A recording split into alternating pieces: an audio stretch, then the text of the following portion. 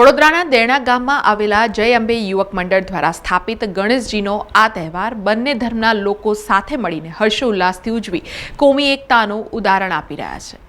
વડોદરામાં આવેલા દેરણા ગામ જય અંબે યુવક મંડળ ઘણા વર્ષોથી ગણપતિ દાદાને બિરાજમાન કરે છે અને દેરણા ગામમાં વર્ષોથી હિન્દુ મુસ્લિમ સાથે મળીને હરેક તહેવાર ઉજવે છે અને એકબીજાના તહેવારોમાં પણ ફાળો આપે છે। એટલું જ નહીં, એકબીજાને સાથ સહકાર આપી એકબીજાના તહેવારોમાં સામેલ થઈને ખુશીઓ મનાવે છે।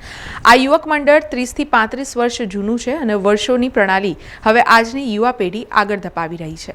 જય અંબે યુવક મંડળ દેરણા ગામનું છે અને અમારા ગામની અંદર જે આ ગણપતિ પરંપરા વર્ષોથી 30-35 વર્ષથી જે આ પરંપરા આવતી રહી છે એ પરંપરા મુજબ અમે અહીંયા આગળ વર્ષોથી ગણપતિ બેસાડી રહ્યા છે અને અમારે ત્યાં કોઈ પણ હિન્દુ મુસલમાન કે કોઈ પ્રશ્ન ઉદ્ભવ થતો નથી।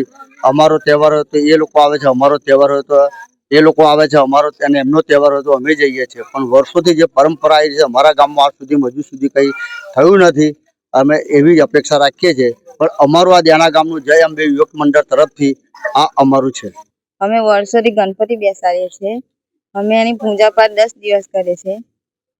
બધા લોકો આવે છે ગામમાં, ધામધૂમથી અમે 10 દિવસ ઉજવી કરીને અમે ઉજવવા જઈએ છીએ।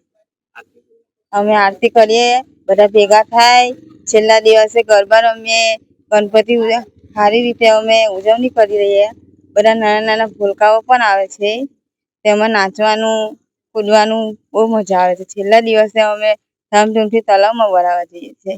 સમાચારોના સતત અપડેટ માટે TNN ન્યૂઝને YouTube પર સબસ્ક્રાઇબ કરી બેલ આઇકોન પ્રેસ કરો અને અમારી સાથે જોડાયેલા રહો Facebook, Instagram અને Twitter ઉપર।